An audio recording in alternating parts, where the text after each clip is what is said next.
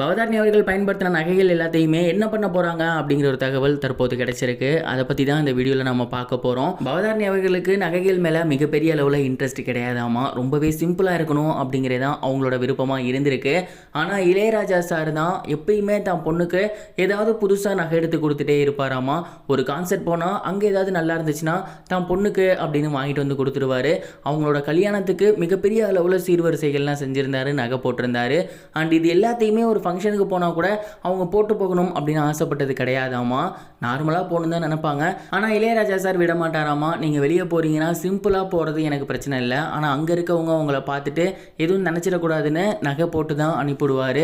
அப்படி மிகப்பெரிய அளவிலான நகைகள் எல்லாமே அவங்க இறந்ததுக்கப்புறம் அவங்களோட வீட்டிலே தான் இருந்திருக்கு.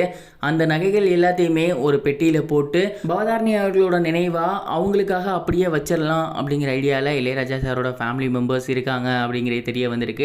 இந்த ஒரு விஷயம் இப்போ சோசியல் மீடியாவில் ரொம்பவே வைரலாக போய்கிட்டு இருக்கு. பவதாரணி அவர்களோட ஹஸ்பண்டோட அண்ணன் சமீபத்தில் ஒரு பேட்டி கொடுத்திருந்தாரு. அதில் அவர் என்ன சொன்னார்னா, பவதாரணி இறந்தபோது சோசியல் மீடியாவில் நிறைய பேர் நிறைய சொல்லியிருந்தீங்க. குறிப்பாக அவங்களோட ஹஸ்பண்டை பிரிஞ்சிருக்காங்க, இளையராஜா சார் வீட்டில் தான் இருக்காங்க, ஹஸ்பண்ட் சாவுக்கு கூட வரல அப்படிங்கிற மாதிரிலாம் சொல்லியிருந்தீங்க. அதெல்லாம் சுத்த போய். பவதாரணி அவர்கள் அவங்க ஹஸ்பண்ட் சபரி கூட என்னோட தம்பி கூட ஒற்றுமையாக நல்லபடியாக இருந்தாங்க. இன்னும் சொல்ல போனால் பவதாரணிக்கு உடம்பு முடியாமல் போனதுலேருந்தே என் தம்பி கூடவே இருந்து கவனிச்சுக்கிட்டாரு. அவர் இறந்தபோது கூட கூடவே இருந்து எல்லாத்தையுமே என் தம்பி பார்த்துக்கிட்டான். ரொம்ப அழுதுருந்தான், ரொம்ப உடஞ்சி போயிருந்தான், நொறுங்கி போயிருக்கான். இந்த மாதிரியான நேரத்தில் இப்படி தவறான செய்திகளை பரப்பாதீங்க. உண்மையை சொல்லணும்னா பவதாரணியை தெரிஞ்ச அளவுக்கு சபரியை யாருக்குமே தெரியாது. அதனால தான் பிரிஞ்சிருக்காங்கன்னு நினச்சிட்டாங்க. டெத்தில் அவர் நிற்கும் போது கூட அவர் வரல அப்படிங்கிற மாதிரி நினச்சிட்டாங்க.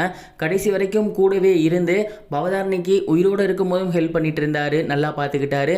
இறந்ததுக்கு அப்புறமும் கூடவே இருந்து எல்லாத்தையும் முடிச்சு கொடுத்தாரு. சபரியை பற்றி தப்பாக பேசாதீங்க அப்படின்னு கிளாரிஃபை பண்ணியிருந்தாங்க. இது வரைக்கும் கனெக்டிங் டிவிக்கு சப்ஸ்கிரைப் பண்ணனா மறக்காமல் சப்ஸ்கிரைப் பண்ணிக்கங்க. உடனடி அப்டேட்ஸ் பெறுவதற்கு நோட்டிஃபிகேஷன் பெல்லையும் கிளிக் பண்ணிக்கங்க.